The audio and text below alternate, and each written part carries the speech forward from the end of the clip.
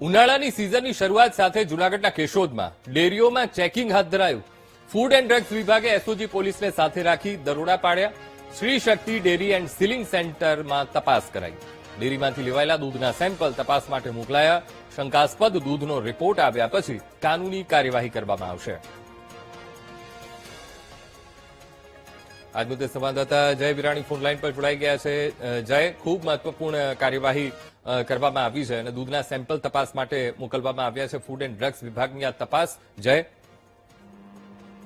જી, ચોક્કસથી જણાવી દઉં કે જે 2 દિવસ પહેલા યુવરાજસિંહની ટીમ દ્વારા એક દૂધનું ટેન્કર પકડવામાં આવ્યું હતું, જેમાં યુવરાજસિંહે પણ એક જે દૂધનો નમૂનો લીધો હતો અને આ ડુપ્લિકેટ દૂધ હોવાનું સાબિત થયું હતું।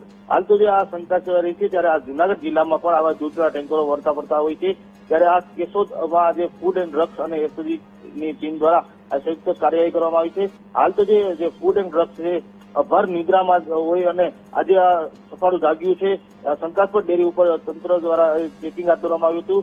શ્રી શક્તિ ડેરી એન્ડ સીલિંગ સેન્ટર જે છે ત્યાં આજ સવારે ચેકિંગ હાથ ધરવામાં આવ્યું હતું। ડેરીમાંથી દૂધના સેમ્પલ લેવાયા છે।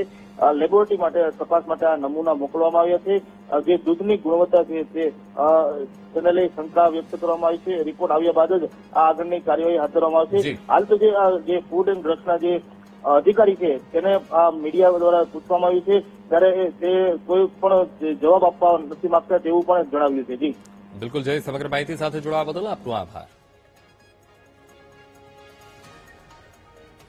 તો શ્રી શક્તિ ડેરીમાં દરોડાની કાર્યવાહી ફૂડ એન્ડ ડ્રગ્સ વિભાગ દ્વારા કરવામાં આવી। એક તરફ ઉનાળાની સિઝન અને સિઝનની શરૂઆત સાથે જૂનાગઢના કેશોદમાં ડેરીઓમાં ચેકિંગ હાથ ધરવામાં આવ્યું। ફૂડ એન્ડ ડ્રગ્સ વિભાગ અને સાથે એસઓજી પોલીસને સાથે રાખીને દરોડાની કાર્યવાહી કરવામાં આવી છે। અલગ અલગ ડેરીઓમાં કાર્યવાહી કરાઈ અને જેમાંથી શ્રી શક્તિ ડેરી એન્ડ સીલિંગ સેન્ટરમાં તપાસ હાથ ધરાઈ છે।